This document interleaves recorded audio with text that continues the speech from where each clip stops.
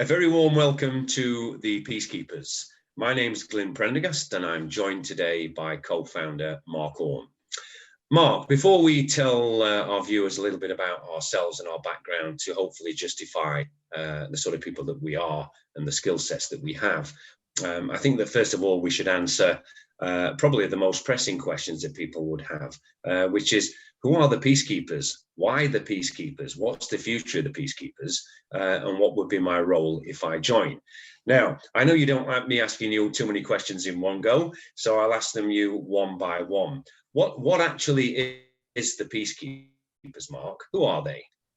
The peacekeepers is a concept which is based upon everybody's natural right to uphold the peace and their obligation to uphold the peace. That's why we're in society. So everybody is a peacekeeper. You, me, everybody. Absolutely. And why do we particularly need peacekeepers right at this moment in time? Largely, what sort of sparked this is the protests that when somebody dissents an opinion, how can you express the protest? And so it's trying to make a dispute resolution that is peaceful, as opposed to having to protest. And we're all aware when there is protest, things can get violent or unlawful at any rate. And so by understanding all your rights, that we're all equal under the law, we all can uphold the peace because we understand our obligations to uphold the peace. And we can hold other people to. Yeah, I mean, you and I, the original concept of the Peacekeepers, we formed it back in October 2020. The logic was that a small group of people like ourselves who understood the rule of law, that we were happy to attend. Let's not call them protests, let's call them rallies. Because at the end of the day is that that's a story in itself, isn't it? What is the difference between a peaceful gathering, a rally and a protest? But we decided that we would go and challenge any police or local enforcement officers that in our opinion were acting unlawfully. And we've had quite some success at doing that. But I think that the long-term approach for the peacekeepers, as you rightfully say, we are all peacekeepers. The minute you are born, none of us want to be breaching the peace, and we want to live in a peaceful society.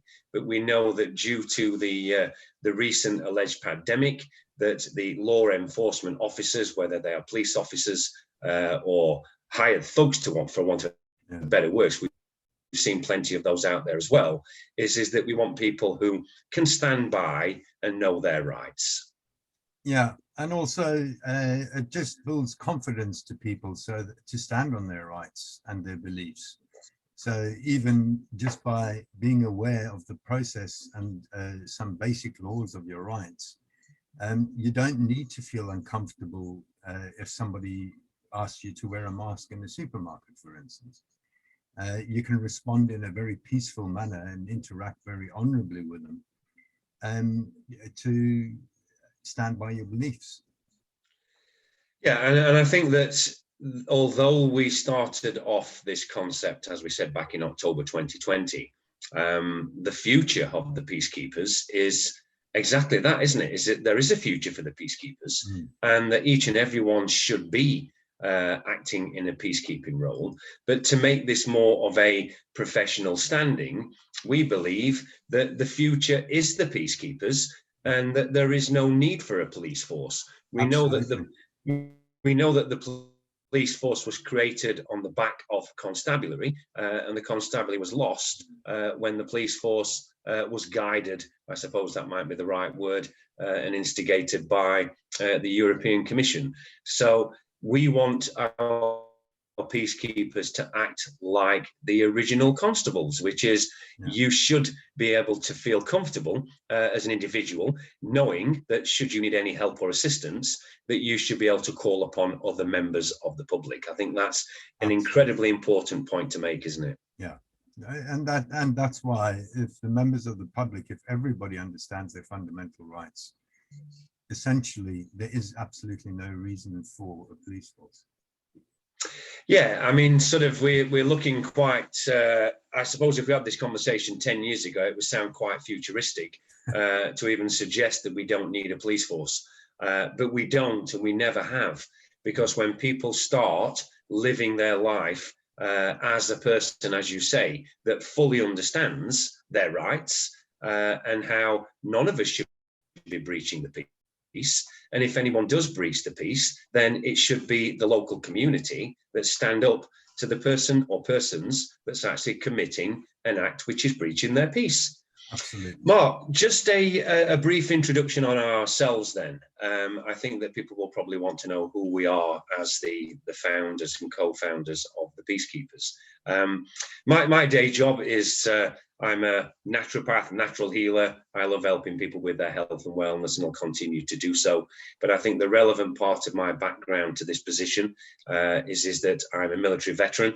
I'm a former serving member of the Royal Air Force. I've been quite involved in the security industry. I've run a small company and a team of people. And I suppose outside of event management, we were involved at the Olympic Games 2012, where the team of people who I was working closely with, we managed the water events at Eton Dornay quite successfully. So I didn't get to see any of the Olympics 2012. I come from a financial background as well, but as I said, more importantly, I've been rather successful and had some failings in business, but I consider myself to be an organized person and a bit of an all-rounder in that respect. So I'm a former business person. I've been involved in the military, in the security industry, and I like the operations and organizational side. So I will be quite actively involved when there are always boots on the ground. But yeah, over to you, Mark, and a little bit about your background that's relevant to being a peacekeeper. Yeah, of relevance largely is I've got involved with the law. I've been working in contract and contract claims for many, many years. I've also got general business experience and general management. I, however, did get involved very much in the law, and it's always been, social law has always been a passion to me. And what happened was we don't have a pension, and so we invested in a number of, well, in two flats. First one went fine, and the second one, the company went bankrupt. And it's pointless going after a bankrupt entity because the money's been filtered out. And so it's not something that's done frequently in the courts in this country. And so I proceeded to bring a claim against the 13 directors that were involved in it. I lost both of the applications where they've attempted to get my case dismissed. And as a result of that, I've learned a tremendous amount about the law.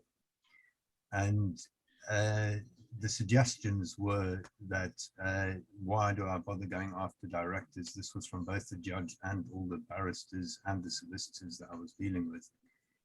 I should be going after the companies. So I did that because that way, in effect, indirectly, I could get the original decisions overturned.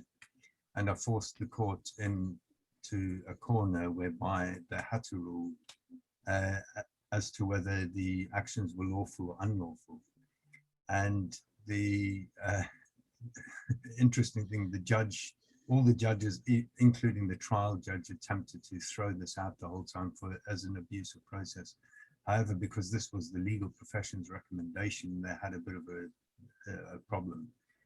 And so I've got a ruling that indeed, yes, there were a breach of trust in both of the matters. And so I can now approach the original hearings I lost, so indirectly appealing them. So it's nice to be able to have swapped the whole situation around. But like I said, that really taught me a lot about the law.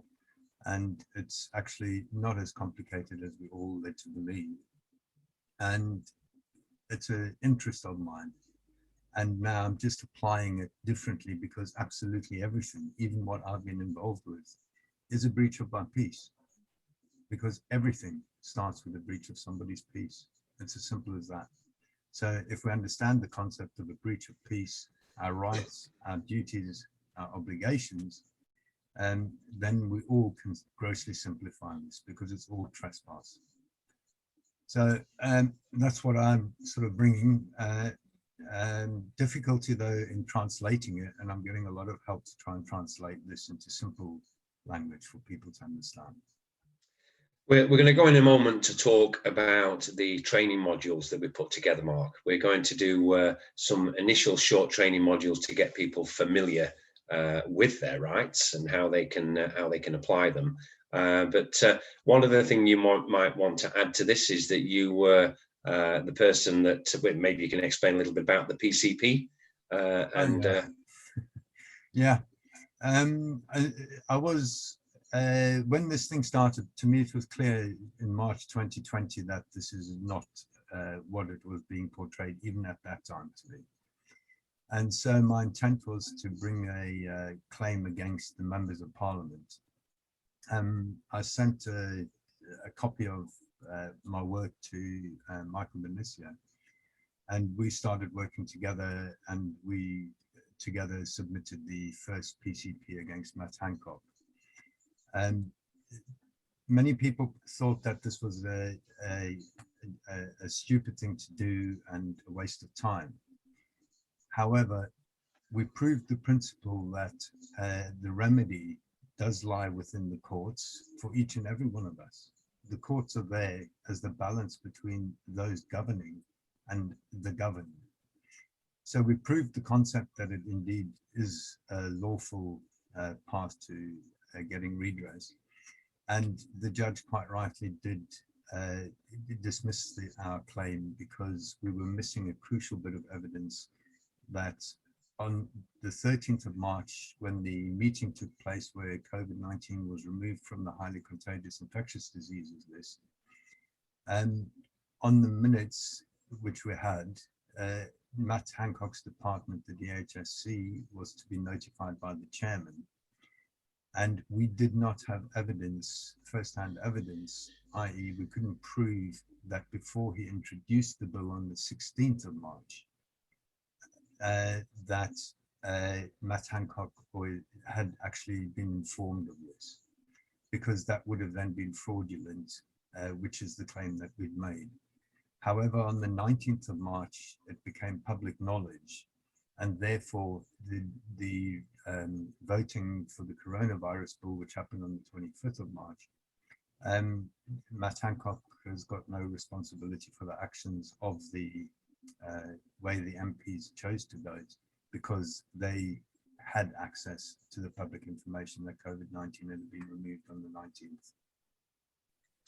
And in addition to that, we've been quite active, haven't we, over the course of the last year? We've been serving cease and desist notices and papers to supermarkets, to police stations, and you've personally been helping a great many people who have had problems within their own employment, whether that's opening up their own shop or standing up to the unlawful attitude that many people have received from their employers. Mark, we're going to be obviously covering a little bit more about all the work that you've been doing so far to date as part of the training program, the extensive training program. We've been talking quite a lot, you and I, over the course of the last 6 months about equity and about the rule of law. And what we don't want to do is get too detailed at this stage. There's a great many videos, recordings, and work that's been done so far that people can study. But let's talk about the current training program then. After this introduction, you and I will produce 2, 3, 4 short videos just to allow people to understand their basic rights and how they can apply them.